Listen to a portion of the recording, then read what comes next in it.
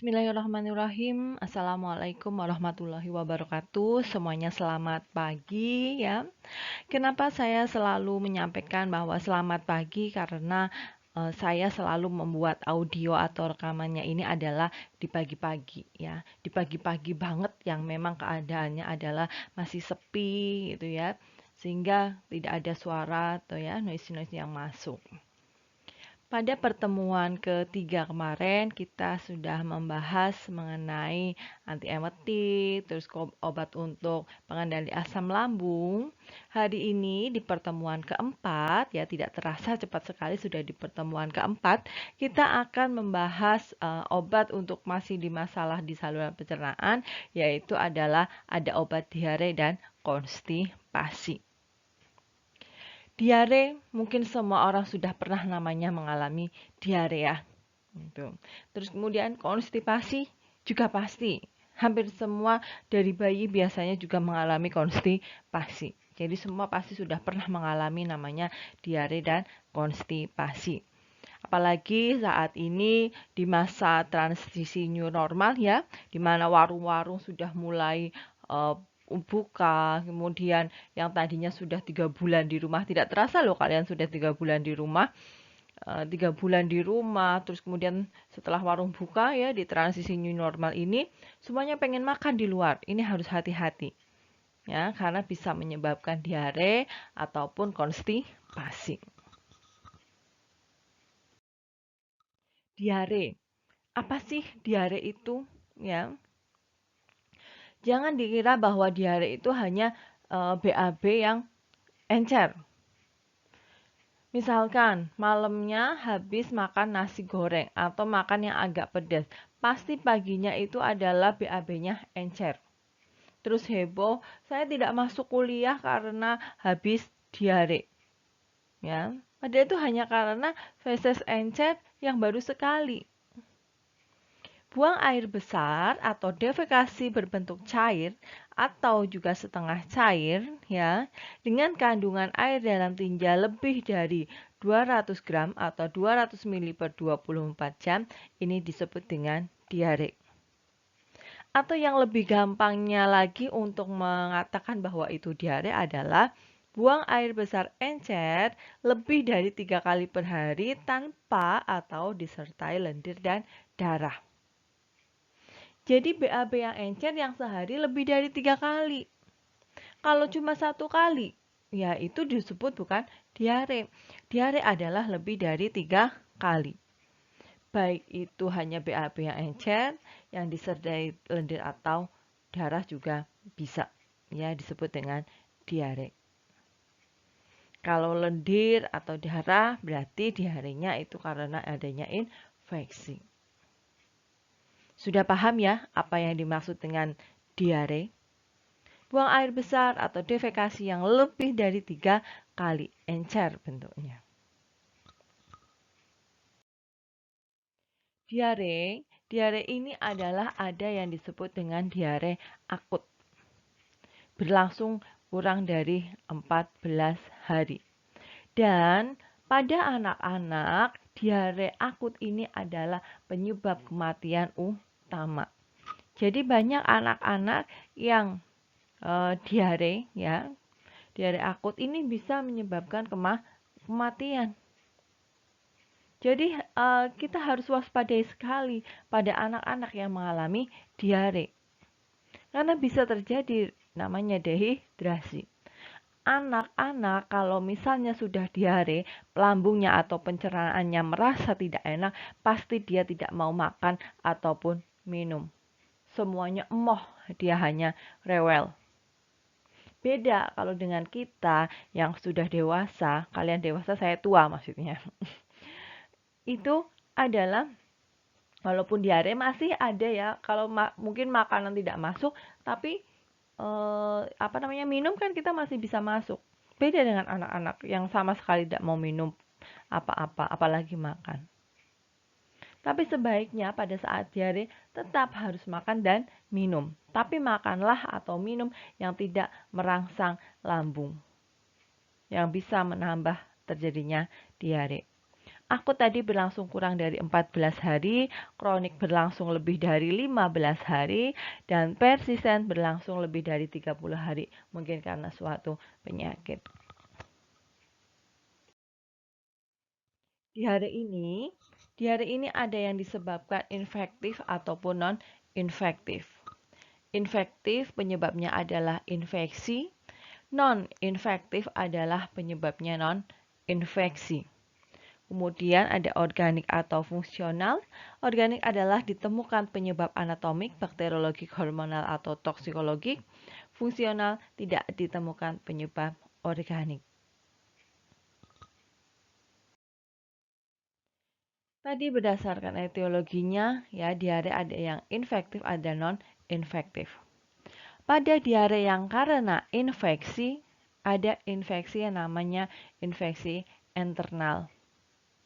Pada infeksi internal yaitu infeksi saluran pencernaan makanan yang merupakan penyebab utama diare pada anak. Biasanya ini internal ya. Meliputi infeksi internal karena bakteri. Bakterinya bisa karena Vibrio E. coli, Salmonella, Shigella, ya.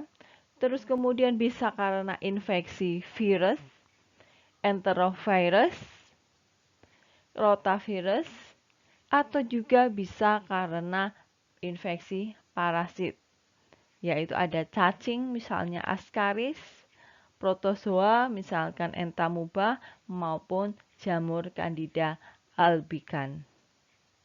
Ya, ini adalah yang bisa menyebabkan karena faktor diare ini karena infeksi. Ya, ada infeksi bakteri, infeksi virus maupun infeksi parasit. Kemudian selain ada infeksi internal, ada yang parenteral. Infeksi parenteral ialah infeksi di luar alat pencernaan makanan, seperti karena otitis media akut, tonsilitis, bronkopeni, dan yang lainnya. Keadaan ini terutama terdapat pada bayi dan anak berumur di bawah 2 tahun. Infeksi parenteral, karena penyakit ini yang bisa menyebabkan diare. Kemudian, selain faktor infeksi, ada juga karena faktor malabsorpsi. Ada malabsorpsi karbohidrat disakarida, yaitu dia intoleran terhadap laktosa, maltosa maupun sukrosa, monosakarida. Ya, pada bayi dan anak yang terpenting dan tersering yaitu intoleransi laktosa, biasanya pada susu. Sehingga banyak ya yang kita sering dengar bahwa oh ini bayinya diare karena tidak cocok sama susu A misalkan. Padahal dia karena intoleransi pada laktosa. Selain malabsorpsi pada karbohidrat, ada juga malabsorpsi karena lemak maupun protein. Selain faktor infeksi, faktor malabsorpsi, ada juga faktor makanan. Karena apa? Makanan basi, makanan yang beracun, bisa juga alergi terhadap makanan. Ya, ini karena makanan. Terus kemudian kenapa kok bisa makanan? Karena faktor makanan ini terjadi apabila toksin yang ada tidak mampu diserap dengan baik. Sehingga terjadi peningkatan peristaltik usus yang mengakibatkan penurunan kesempatan untuk menyerap makan yang kemudian menyebabkan diare.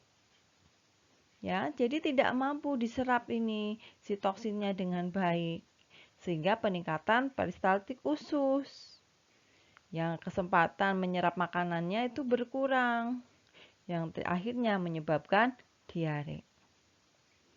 Kemudian ada faktor psikologis, rasa takut, cemas. Memang jarang, tetapi dapat terjadi pada anak ini lebih besar.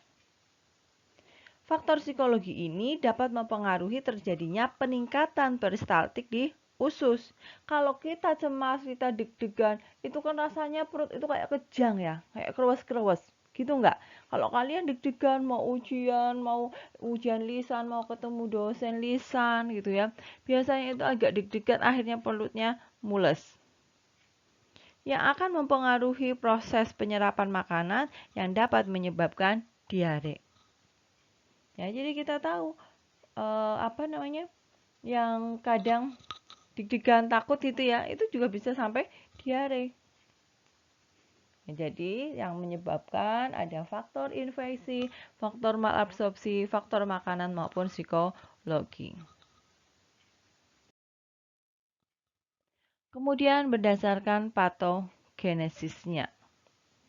Mekanisme dasar yang menyebabkan timbulnya diare yaitu satu adanya gangguan osmotik.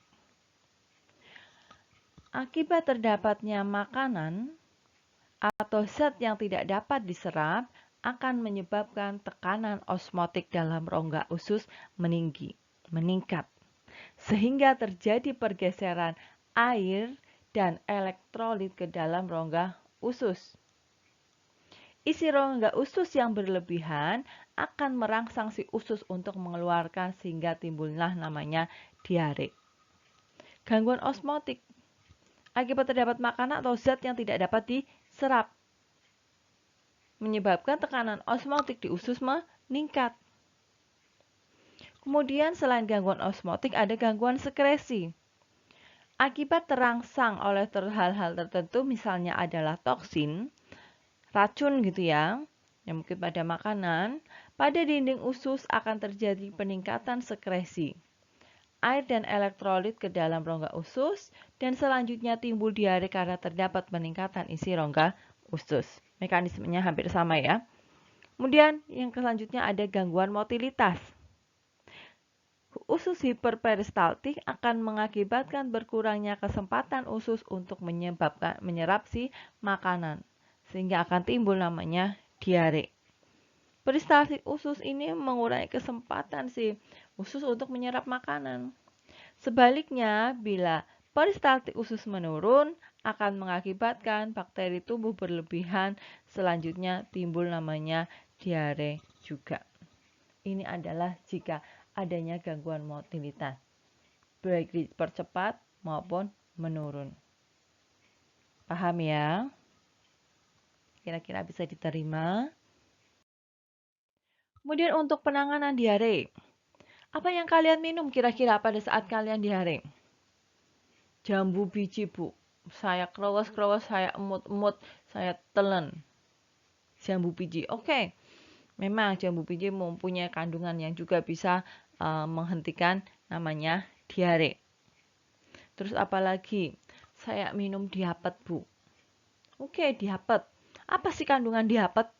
Dicari itu ya. Diapet itu kandungannya apa? Oh, saya minum Imodium, Bu. Gitu ya. Apa itu obat apa? Bagaimana mekanismenya?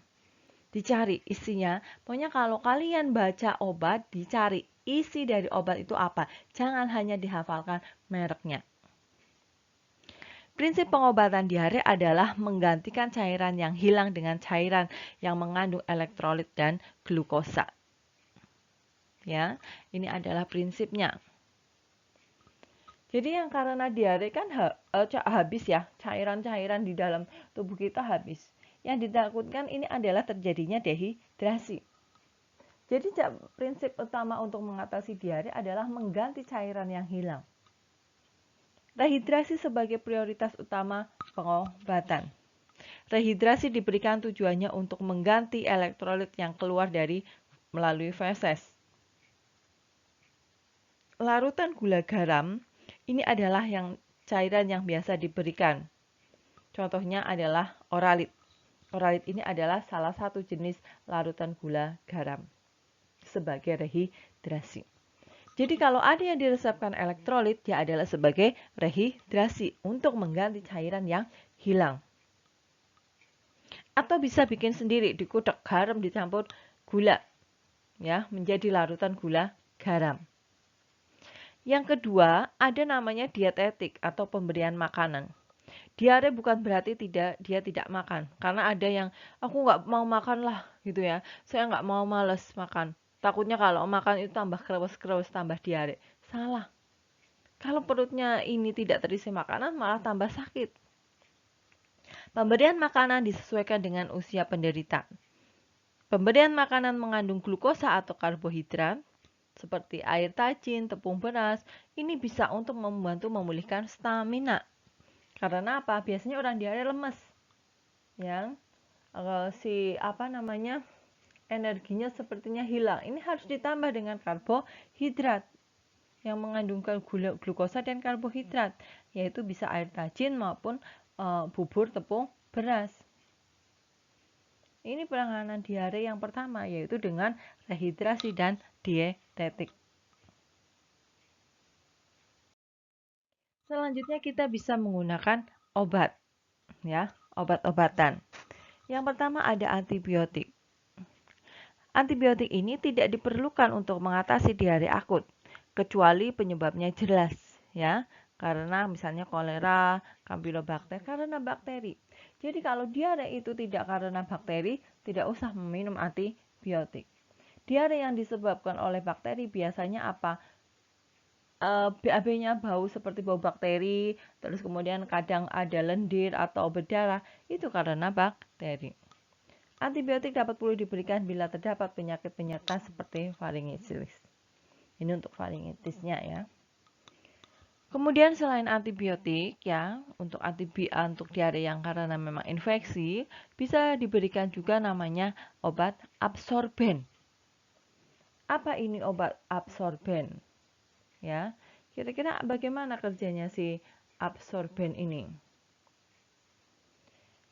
Absorben ini contohnya ada kaolin, pektin, ya, atapulgit, gitu ya. Kalau si kaolin, pektin ini biasanya digunakan pada anak-anak ya. Contohnya mungkin yang terkenal pada anak-anak, mungkin yang punya adik kecil dikasih guani strep gitu ya. Yang di apotek itu harganya 9.000 gitu ya, guani strep. Ini adalah kandungannya adalah kaolin pektin. Dia sebagai absorben. Kalau pada orang dewasa yaitu isinya adalah atapulgit. Atapulgit apa ya contohnya? Entrostop. Gitu ya. Entrostop. Ini digunakan untuk mengeraskan feses agar fesesnya menjadi keras dan mengabsorpsi zat toksik ya. Namun obat ini tidak mengurangi elektrolit yang hilang melalui feses. Sehingga kerjanya adalah dia mengeraskan feses dan mengabsorpsi zat toksik. Secara umum, si absorben ini ya melapisi permukaan mukosa dinding saluran pencernaan sehingga toksin dan mikroorganisme tidak bisa masuk, menembus dan merusak mukosa. Selain itu, si absorben ini juga mengikat bakteri penyebab atau racun yang kemudian dieliminasi melalui tinja. Diserap racunnya, ya dia juga mengeraskan feses sehingga ini bisa digunakan absorben sebagai obat diare. Selain si absorben, ya, si ini tadi ya yang sering digunakan adalah si kaolin pektin maupun atapulgit namanya, ditambahkan ya tulisannya atapulgit. Itu tadi adalah untuk merubah viskositas feses ya, sehingga nampak lebih keras atau kental, serta mengikat toksin ya, terutama adalah enterotoksin dan dapat diberikan dengan garam empedu. Selanjutnya ada antimotilitas. Contohnya adalah opium, ekstrak beladon maupun loperamid. Ini yang paling sering adalah namanya loperamid. Digunakan untuk mengurangi kontraksi usus yang meningkat. Karena pada saat diare biasanya itu ada yang sampai krewes sakit, melilit, ya, krewes. Ini adalah yang dibutuhkan adalah antimotilitas, anti kejang perut. Biar perut tuh nggak rasanya kejang, nggak krewes, nggak nyelilit sakit. Ini kita gunakan loperamid. Loperamid mungkin mereknya ada Imodium, Inamid gitu ya. Silahkan. Kemudian ada juga mungkin kalian bisa menggunakan misalkan absorbennya yaitu Attapulgite ya kalau ini pada dewasa. Kemudian yang ekstrak beladonnya itu kan ada misalkan Skopma atau apa namanya ya Skopma lah ya contohnya. Ini juga bisa untuk mengatasi kejang pada perutnya.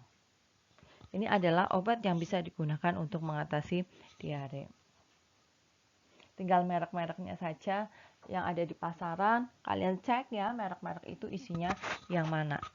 Pada orang dewasa biasanya yang ada Attapulgite dan Loperamide ya. Kemudian pada anak-anak biasanya adalah Kaolin Pectin. Nanti ditambahkan dengan yang lainnya ada Lactobacillus ya seperti Lactobi, Zinc gitu ya. Itu pada anak. Untuk terapi simptomatik. Pada diare kronik ya, biasanya terjadi kekurangan gizi, bertambahnya jumlah tinja, konsistensi tinja yang cair, meningkatnya frekuensi defekasi dan keluhan nyeri yang timbul. Pada diare kan seperti itu. Nyeri kadang ya, ada juga sih diare yang tidak nyeri ya. Tapi ada yang pertama biasanya melilit terus ada yang sakit-sakit terus. Kemudian meningkatnya frekuensi defekasi ya, frekuensi buang air besar, iya. Ya, kadang ada yang masuk kamar mandi selesai baru mau masuk kamar gitu ya, mau baru pakai celana masuk kamar mau rebahan sudah melilit lagi masuk kamar mandi lagi bolak-balik ya. Ini namanya diare. Konsistensi tinja yang cair.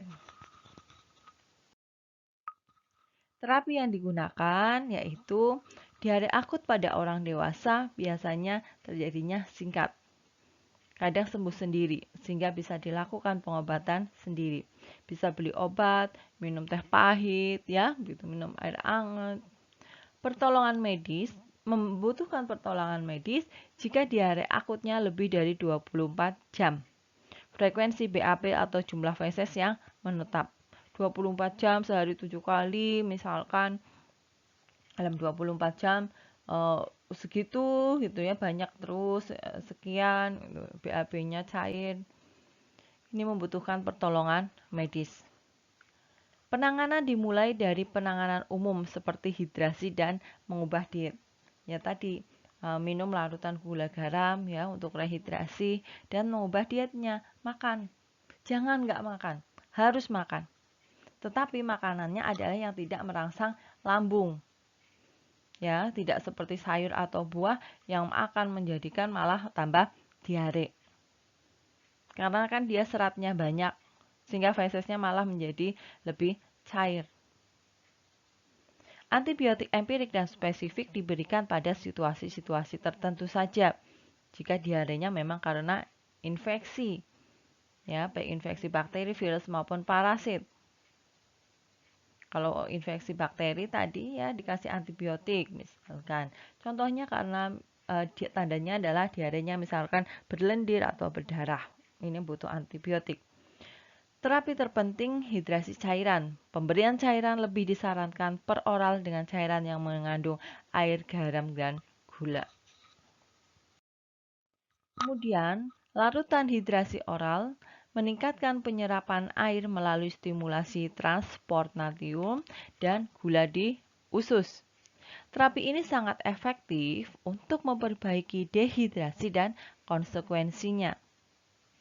Cairan hidrasi yang direkomendasikan oleh WHO mengandung 3,5 gram NaCl, 2,9 gram trisodium nisitrat, 2,5 gram natrium bikarbonat, 1,5 gram KCl, 20 gram glukosa atau 40 gram sukrosa dalam 1 liter air.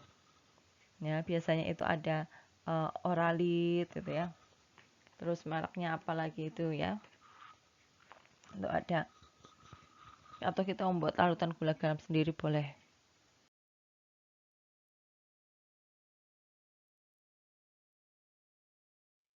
Untuk komposisi larutan, ya larutan yang tadi adalah membuat larutan gula garam ada 1,5 sendok teh garam, bisa ditambahkan 1,5 teh sendok soda kue dan 4 sendok makan gula.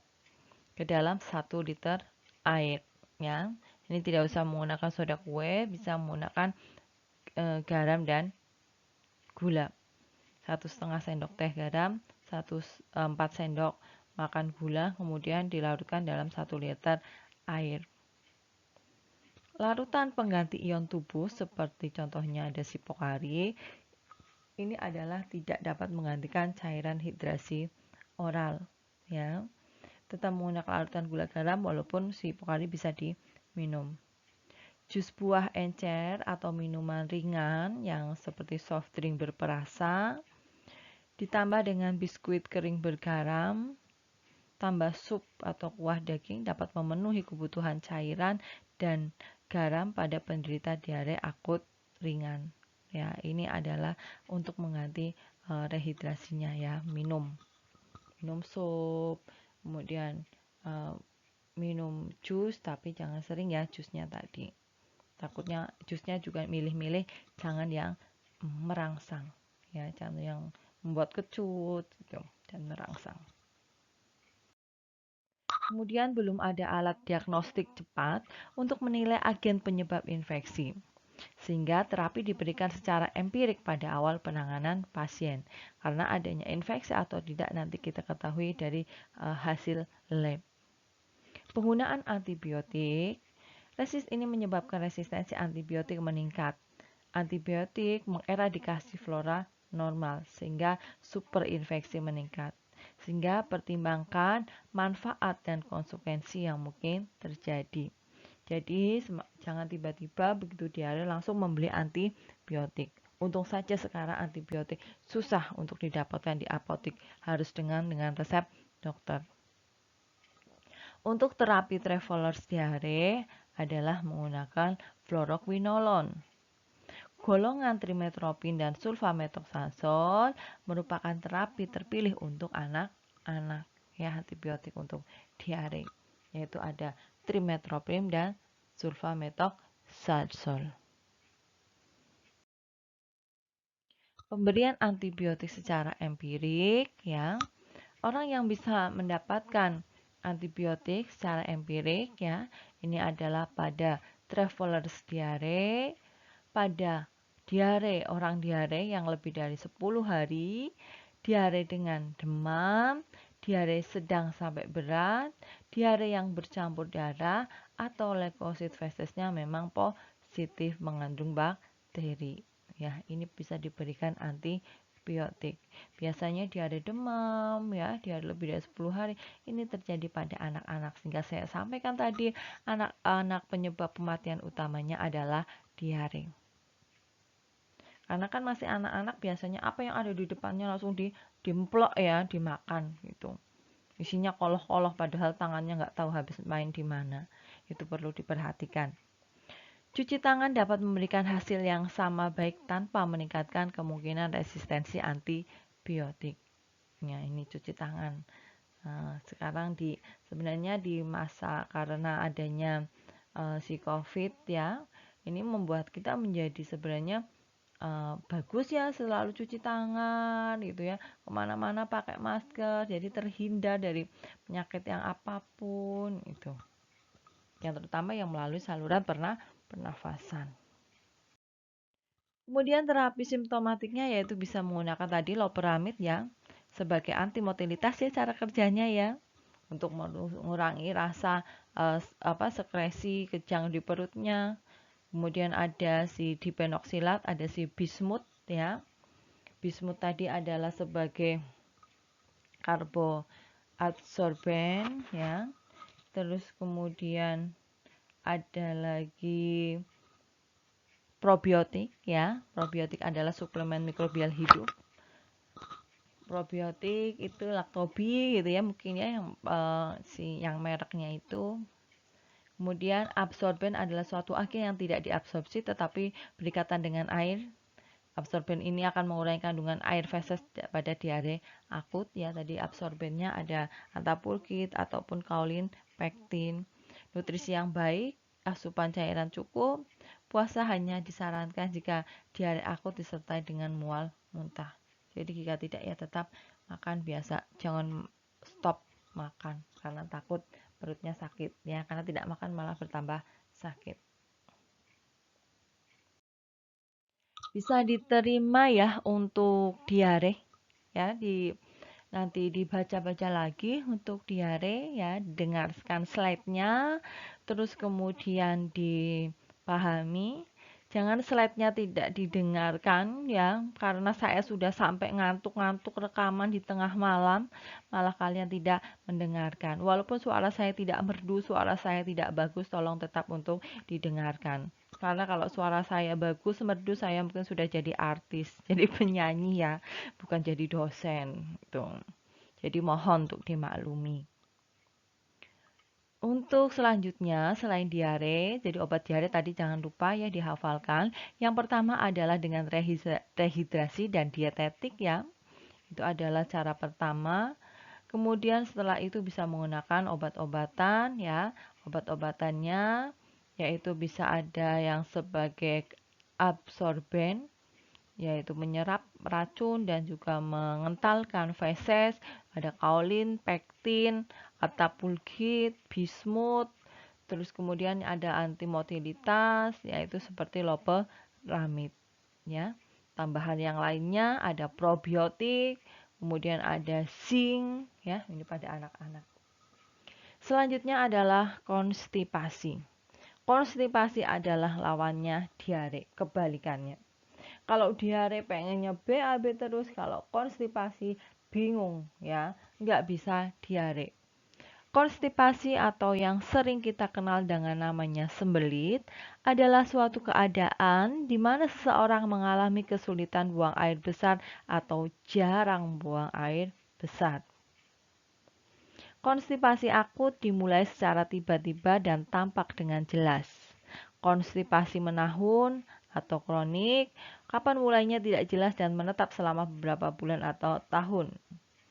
Jika konstipasi disebabkan oleh suatu penyakit, maka yang diobati adalah si penyakitnya terlebih dahulu, karena konstipasi tadi disebabkan oleh suatu penyakit. Konstipasi karena bisa apa saja, makan kurang serat, atau mungkin karena dari obat juga bisa ya menyebabkan konstipasi. Obat lambung, obat pengendali asam lambung biasanya efek sampingnya adalah konstipasi. Kemudian obat-obat narkotik ini biasanya efek sampingnya juga adalah konstipasi. Ya. Kalau diare sebabnya apa? Karena bepergian, karena makanan, cuaca dingin, itu tadi ya stres. Ini yang bisa menyebabkan diare. Kalau konstipasi bisa karena obat atau makanan yang kurang serat. Definisinya bahwa konstipasi atau sembelit adalah terjadinya perubahan frekuensi dan juga kualitas dari defekasi. Adanya kelainan frekuensi defekasi kurang dari 3 kali seminggu. Coba kita bayangkan, kita makan tiap hari, sehari 3 kali. Ternyata defekasinya ya atau BAB-nya kurang dari 3 kali sehari. 3 kali seminggu. Ini yang disebut dengan konstipasi. Rasanya gimana? Rasanya penuh, sesek gitu ya.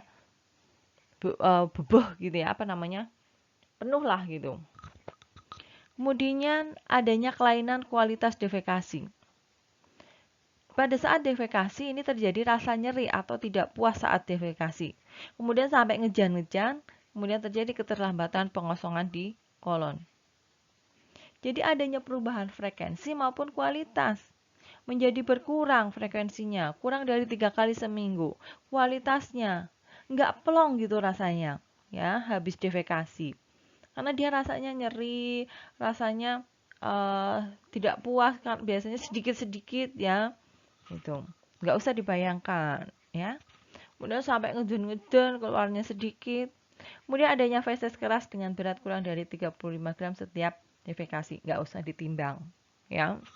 Oke, jadi adanya frekuensi dan kualitas yang berubah, yaitu frekuensinya kurang dari 3 kali seminggu dan kualitasnya yaitu adanya rasa nyeri, rasa tidak puas sampai ngejen-ngejen ya. Itu adalah yang disebut dengan konstipasi atau sembelit. Karena yang betul adalah kita defekasi, yaitu setiap hari. Jika tidak ditemukan penyakit lain sebagai penyebabnya, pencegahan dan pengobatan terbaik untuk konstipasi adalah gabungan dari olahraga, makan kaya serat, dan penggunaan obat-obatan, tapi hanya sesuai untuk sementara waktu. Jadi kalian kalau konstipasi cek apakah olahraga, makanan berserat, banyak air putih, ya itu. Sayur-sayuran, buah-buahan, dan gandum merupakan sumber serat yang baik. Supaya bisa bekerja dengan baik, serat harus dikonsumsi bersamaan dengan sejumlah besar cairan. Makan sayur, buah, kemudian yang gandum ya, yang kayak serat gitu ya. Rotinya roti gandum, kemudian tambah air putih gitu ya. Ini adalah solusinya. Yang pertama, penanganannya pertama adalah perubahan pola hidup, yaitu dengan latihan defekasi secara teratur. Kalau misalkan susah untuk defekasi, coba dicari jam, misalnya pagi hari, nongkrong terus di situ, nggak pengen nongkrong, ya nongkrongnya di kamar mandi, itu.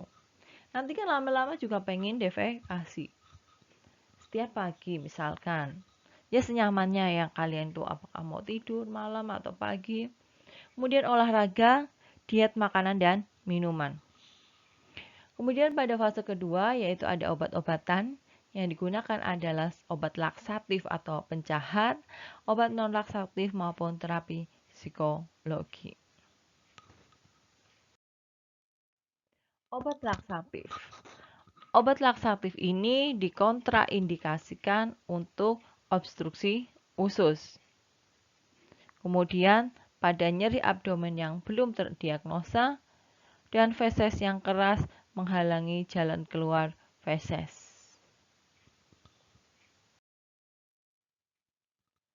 Obat laksatif atau pencahar ya, ini yang sering digunakan adalah laksatif.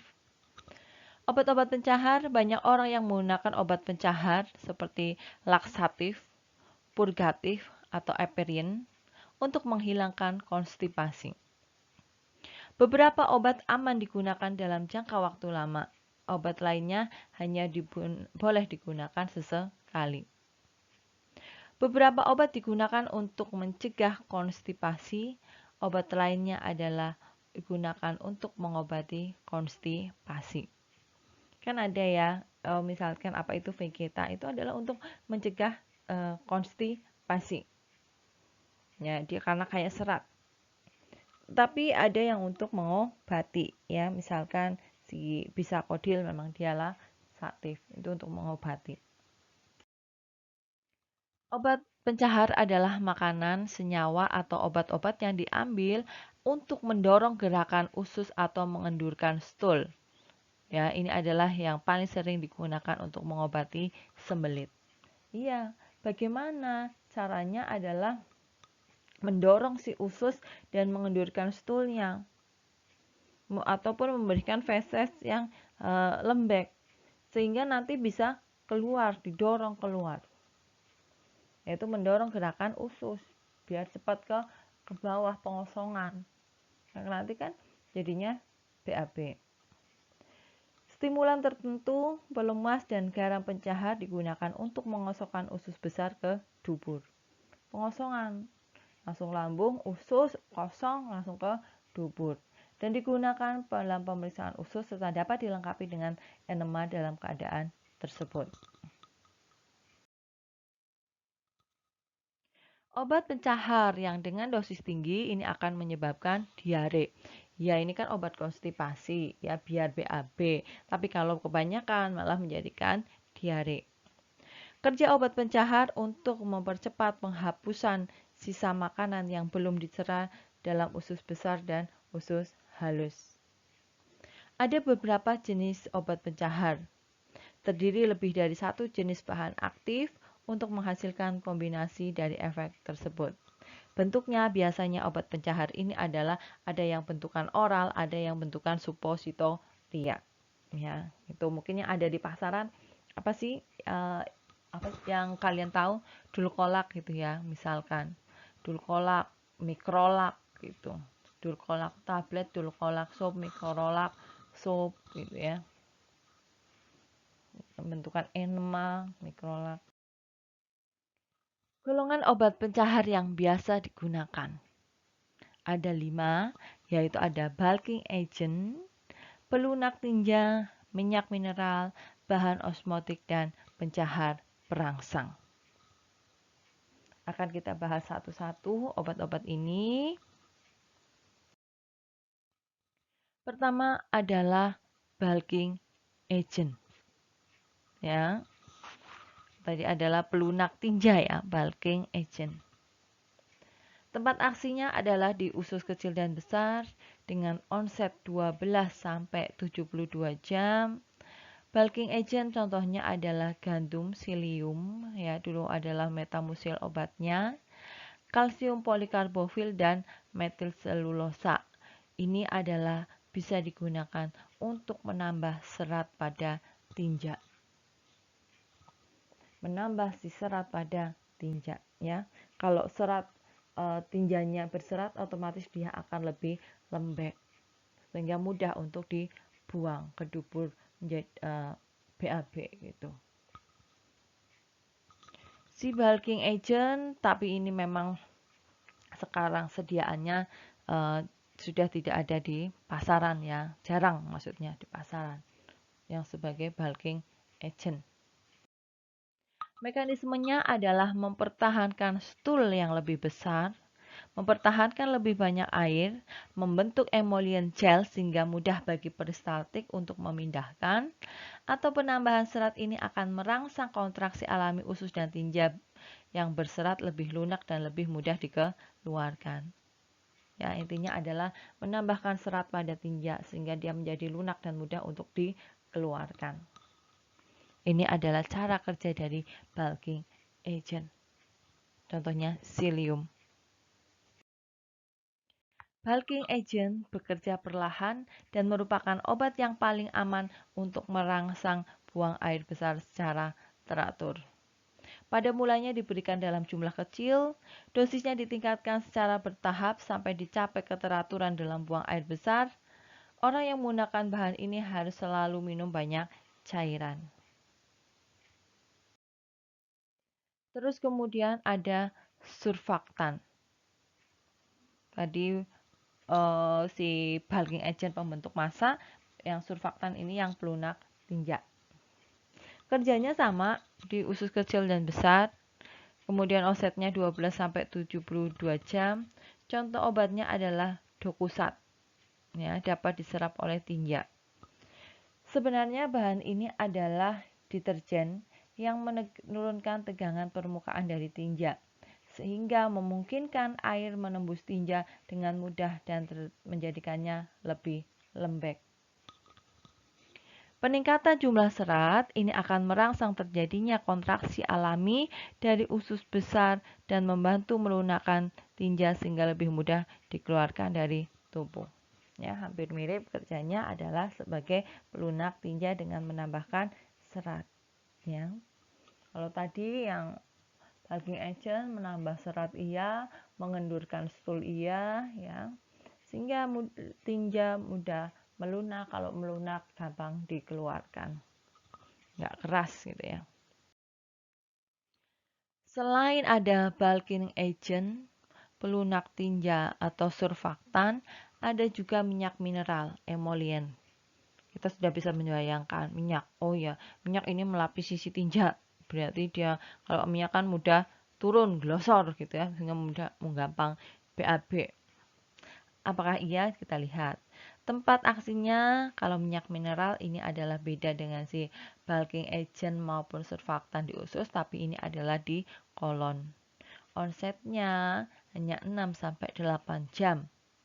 Minyak mineral akan melunakkan tinja dan memudahkan keluar dari tubuh. Tetapi bahan ini akan menurunkan penyerapan dari vitamin yang larut dalam lemak. Nah, ADEK ya. Ini penyerapan vitaminnya menurun jika digabung dengan minyak mineral. Dan jika seorang yang dalam keadaan lemah menghirup minyak mineral secara tidak sengaja, bisa terjadi iritasi yang serius pada paru. Selain itu, minyak mineral juga bisa merembes dari si rektum. Ya, ini minyak mineral melunakkan tinja itu ya, minyak melumasi ya, sehingga mudah untuk dikeluarkan. Selain ada, sudah 3 ya berarti ya, untuk obat pencahar, ada bulking agent, surfaktan pelunak tinja, minyak mineral atau emolien, ada juga bahan osmotik. Ini yang ada di pasaran, ini bahan osmotik ya. Contohnya siapa itu? Mikrolak. Coba cek ya isi mikrolak apa saja ya. Cari apakah ada yang masuk ke dalam sini. Ada laktulos, magnesium, sorbitol, gitu ya. Bahan-bahan osmotik yang mendorong sejumlah besar air ke dalam usus besar sehingga tinja menjadi lunak dan mudah dilepaskan. Cara kerjanya seperti itu. Osmotik ini akan mendorong sejumlah air ke dalam usus besar sehingga tinja nanti menjadi lunak dan mudah untuk dilepas. Cairan yang berlebihan juga meregangkan dinding usus besar dan merangsang terjadinya kontraksi. Sehingga kadang dikasih mikrolak agak sedikit keruas misalkan. Karena bisa menyebabkan kontraksi pada dinding usus besar. Pencahar ini mengandung garam-garam seperti fosfat, sulfat, dan magnesium atau gula seperti laktosa dan sorbitol. Beberapa bahan osmotik mengandung natrium, menyebabkan retensi atau penahanan cairan pada penderita ginjal atau gagal jantung, terutama jika diberikan dalam jumlah besar. Jadi hati-hati ya yang menggunakan bahan osmotik pada pasien ginjal maupun gagal jantung. Karena bisa menyebabkan retensi cairan, menahankan cairan. Kerjanya osmotik bagaimana? Mendorongkan sejumlah air ke dalam usus besar sehingga tinja menjadi lunak sehingga bisa mudah untuk dibuang atau dilepaskan. Yang pertama ada salin.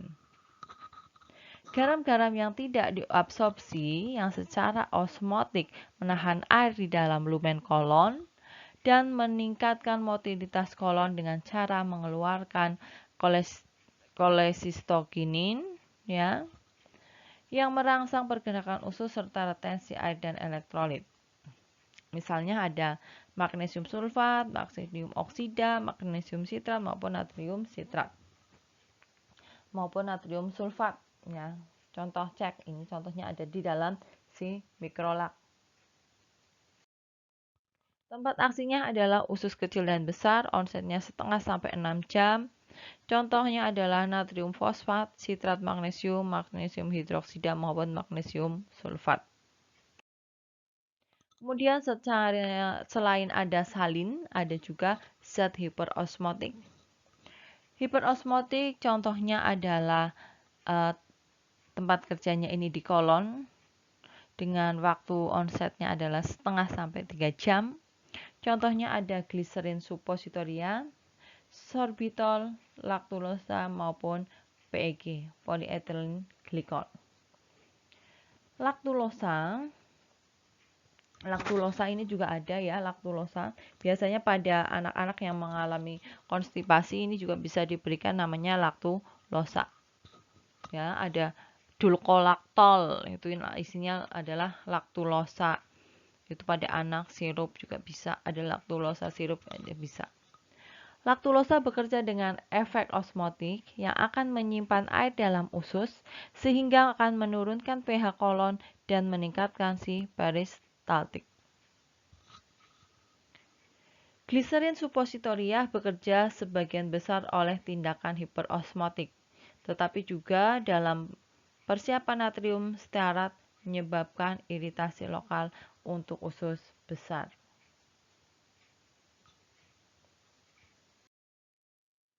Bahan osmotik yang mengandung magnesium dan fosfat sebagian diserap ke dalam aliran darah dan berbahaya untuk penderita gagal ginjal.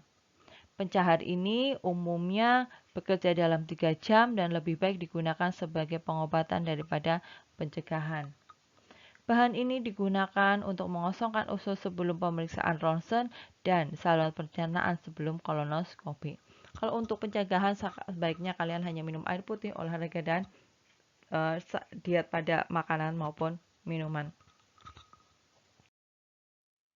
Kemudian selain sudah 4 ya, berarti tadi ada bulking agent, surfaktan atau pelunak tinja, minyak mineral, bahan osmotik, kan ada 5 ya. Kemudian yang kelima adalah pencahat perangsang atau stimulan. Jadi itu caranya, kalian pahami, diingat-ingat, dihafalkan. Pencahar perangsang secara langsung merangsang dinding usus besar untuk berkontraksi dan mengeluarkan isinya. Obat ini mengandung substansi yang dapat mengiritasi. Contohnya adalah sena, bisakodil, phenolphthalein. Bisakodil nih yang ada di dalam si dulkolak itu isinya bisakodil. Dia sebagai pencahar perangsang. Membuat perut menjadi krewes. Kalau pada diare agar krewesnya hilang, kalau pada konstipasi adalah agar krewesnya muncul ya, ini mengiritasi. Jadi kalau minum dulkolak kadang kan habis itu nyeri ya, krewes-krewes baru dia bisa BAB. Jangan kebalik-balik. Karena biasanya pada soal ujian mahasiswa itu antara obat diare dan obat konstipasi kebalik-balik. Ya, maunya yang saya minta obat konstipasi malah yang dijawab dia obat diare. Itu. Jadi tolong dipahami. Obat ini bekerja setelah 6-8 jam dan menghasilkan tinja setengah padat tapi sering menyebabkan kram perut. Kalau minum si dulkolak ini nanti tinjanya menjadi lembek ya. Tapi biasanya diikuti dengan kram perut. Karena apa? Kalau kita perutnya krewes-krewes, kita kan pengennya BAB. Contohnya si bisakodil. Terus kemudian ada juga sena. Ya, sena ini biasanya sering ada di dalam obat diet. Itu karena apa? Tadi membuat perut menjadikan krewes-krewes ya. Minum malam hari, terus pagi-pagi udah krewes-krewes. Kita menjadikan BAB. Tapi ini salah. Jika menggunakan obat pencahar perangsang, ya, menggunakan obat konstipasi, menggunakan obat pencahar perangsang sebagai diet, itu salah besar.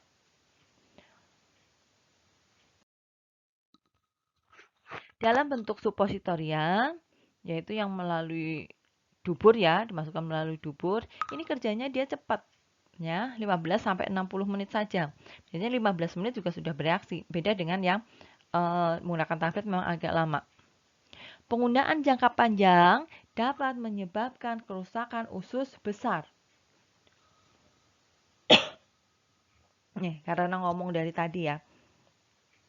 Jadi tenggorokannya agak kering. Penggunaan jangka panjang dapat menyebabkan kerusakan pada usus besar. Juga seseorang bisa menjadi tergantung pada obat ini sehingga usus menjadi malas berkontraksi atau yang disebut dengan lazy bowel syndrome. Jadi saya sampaikan tadi salah besar menjadikan obat pencahar perangsang ya sebagai obat diet.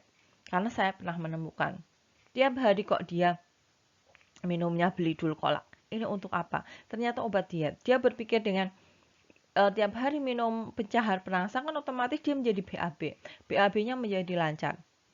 Tapi ini akan menyebabkan si usus besar malas untuk berkontraksi. Dia harus dirangsang terus ya kalau mau berkontraksi. Ini salah. Ya, menyebabkan lazy bowel syndrome. Jadi jangan sampai digunakan obat pencahar perangsang sebagai obat diet. Pencahar ini sering digunakan untuk mengosongkan usus besar sebelum proses diagnostik dan untuk mencegah atau mengobati konstipasi yang disebabkan karena obat yang memperlambat kontraksi usus besar. Misalkan narkotik tadi ya, narkotik kan bisa menyebabkan si namanya konstipasi. Kemudian beberapa sayur dan makanan ini bisa digunakan untuk menyembuhkan sembelit ya, bertindak sebagai pencahar meskipun efektivitas mungkin berbeda-beda. Contohnya ada kacang almond, lidah buaya, jus apel, kemangi, seledri, anggur, jus jeruk, pepaya, pir, nanas, ya, asam teh, jus tomat, ya.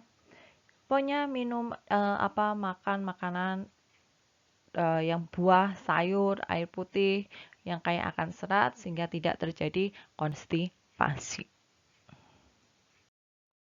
Oke, thank you. Terima kasih. Ini yang bisa saya sampaikan. Saya sedikit mengulas lagi mengenai diare dan konstipasi. Diare tadi kita tahu diare ini obatnya pada anak dan pada dewasa pasti berbeda-beda. Tidak mungkin obat diare pada anak sama dengan diare pada orang dewasa. Pada diare orang dewasa, kita bisa gunakan Attapulgite sebagai absorben, mekanisme kerjanya absorben tahu ya. Kemudian kita bisa gunakan lagi si loperamid ya sebagai antimotilitas. Ini yang bisa digunakan pada orang dewasa. Kalau pada anak-anak ya, kita bisa gunakan adalah yang absorben tadi ya. Absorben tadi contohnya adalah kaolin pektin, tapi jangan lupa yang pertama adalah rehidrasinya, si oralitnya ya.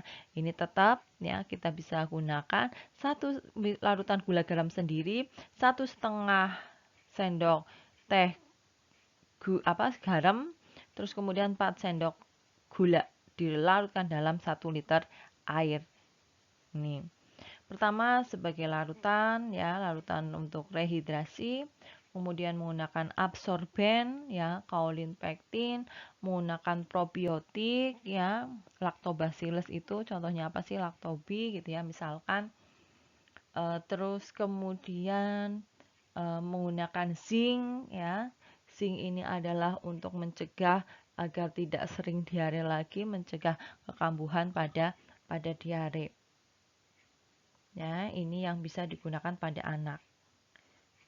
Kalau pada orang dewasa, Attapulgite atau loperamid pilihannya. Ya, kalau ada yang keras-keras ya loperamid.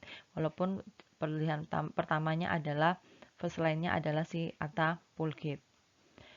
Terus pada anak ada kaolin pektin, oralit dulu kaolin pektin, lactobacillus sama zinc. Itu bisa digunakan. Tetapi kalau misalkan ternyata diarenya itu ada berlendir atau berdarah ya, ini bisa ditambahkan dengan antibiotik. Tapi kalau ini terjadi pada anak-anak, lebih baik langsung ke dokter, ke rumah sakit untuk cek lab apakah benar ini diarenya disebabkan oleh infeksi. Karena diare yang disebabkan oleh infeksi harus mendapatkan antibiotik. Terus untuk konstipasi ya jangan kebalik nanti menghafalkannya karena ini sering sekali terjadi. Kebalikannya dari diare adalah konstipasi. Konstipasi ini yang disebut dengan sembelit ya. Obatnya tadi pertama adalah harus olahraga ya, perubahan pola hidup, intinya olahraga, minum banyak air putih, terus kemudian makanan yang berserat ya, makan makanan yang berserat, sayur gitu ya. Terus kemudian buahnya banyak air putih dan olahraga. Terus kemudian obat-obat yang digunakan pertama tadi adalah pembentuk massa, ada bulking agent psyllium. Bulking agent memang sudah jarang sediaannya, dia digunakan untuk mengendurkan stool dan melunakkan memberikan serat pada tinja. Kalau pelunak tinja ini memang juga jarang, dia sebagai memberikan serat pada tinja ya, pelunak tinja. Terus kemudian ada minyak mineral atau emolien, yaitu melumasi lah ya, memberikan minyak sehingga dia menjadi lembek ya, mudah untuk dikeluarkan. Terus kemudian 3 golongan ini memang sediaannya jarang untuk di pasaran. Yang ada di pasaran yaitu ada yang bahan osmotik. bahan osmotik di situ ada laktulosa ya, laktulos. Kemudian ada juga sorbitol, magnesium stearat, kemudian PEG ya. Itu yang ada di dalam mikrolak contohnya. Terus yang digunakan lagi adalah pencahar perangsang. Pencahar perangsang yaitu bisa kodil, merangsang kontraksi usus ya, sehingga dia menjadikan keras-keras, menjadikan kita ingin BAB. Itu. Ini yang bisa saya sampaikan, tolong dihafalnya seperti itu ya, diurut dan tolong slide saya untuk didengarkan walaupun suara saya tidak merdu. Terima kasih, semoga apa yang saya sampaikan bisa bermanfaat. Jangan lupa diisi forum diskusinya, diisi juga kuisnya. Terima kasih. Wassalamualaikum warahmatullahi wabarakatuh.